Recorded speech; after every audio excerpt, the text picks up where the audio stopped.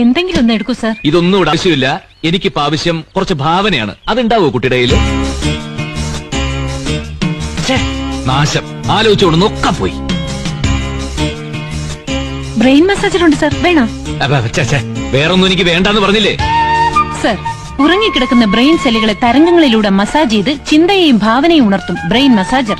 എല്ലാ തിരക്കഥാകൃത്തുകളും വാങ്ങിയിട്ടുണ്ട് സാർ. അതെന്താ സാധനം? നോക്കട്ടെ.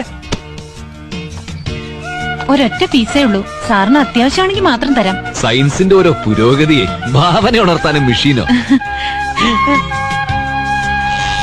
തരംഗങ്ങൾ ഉണ്ടാവുന്നുണ്ടോ സാർ? ഉണ്ടാവുന്നുണ്ടോ?